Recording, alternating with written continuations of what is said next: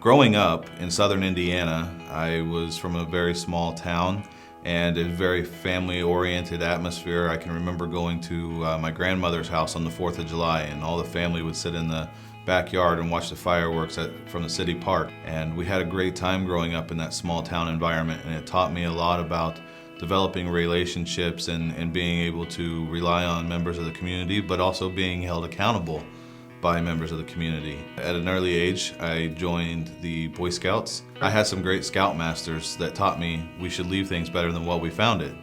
And I can really appreciate that now later in life because, you know, I have an 8-year-old daughter and I want my country, my state, my district to be better for her than what I found it. In doing these things and running for office, anything we do in life, just leaving things better than we found it, if everyone would practice that, and maybe just one aspect a day, we could leave everything better for the next generation. Growing up, I went to multiple churches. I went to First Christian Church, I went to Vernon Baptist and Hayden Methodist Church, and met a lot of really great people there, a lot of people who are very supportive and care about, you know, your family and who you are and your upbringing. And I remember when I was about 13 years old, my mother was caught in a gasoline explosion and she had burns on the whole upper half of her torso. I can remember those people from church bringing a cooked meal over every night, or them paying her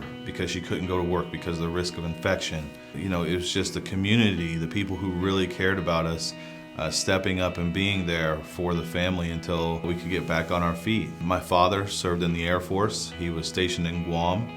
And my grandfather was a Marine and an Indiana State Trooper for over 30 years. I learned a lot from them about what it means to serve your country, serve your fellow man, and be a good example. So growing up in the country, I learned a lot of valuable lessons about hard work, making your own way, and I worked multiple jobs throughout high school just to earn a little bit of money to learn some responsibility and take care of the things that I owned and that I paid for.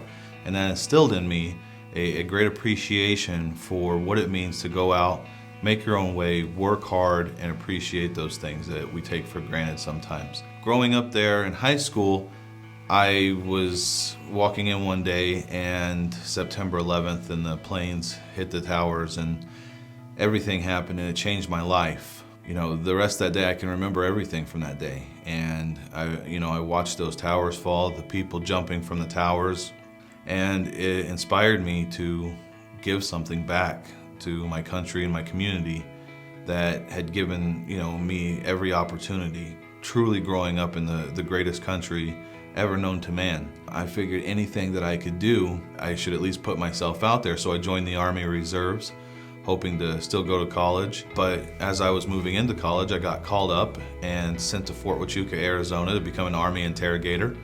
And I learned how to collect intelligence from human beings about, you know, their capabilities and where they are so we could win the war. That's what I did. I went to Afghanistan in 2005, 2006, and I was on the Afghan-Pakistan border. You know, we collected enemy intelligence. We collected things that would help us defeat the enemy and come home. I want to go to Washington. I want to represent you because I have knowledge, I have some subject matter expertise in dealing with these sort of things.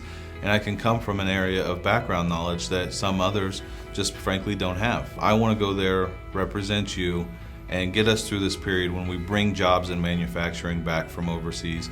We're not reliant on China for the manufacturing of our medicines. We need to bring all that back home to the United States so we don't have to rely on foreign countries, because we see with this coronavirus outbreak, we don't want to be reliant on China. We don't want to have to beg China or any country for that matter, for anything that we need. We should be able to produce that and have that ready here at home.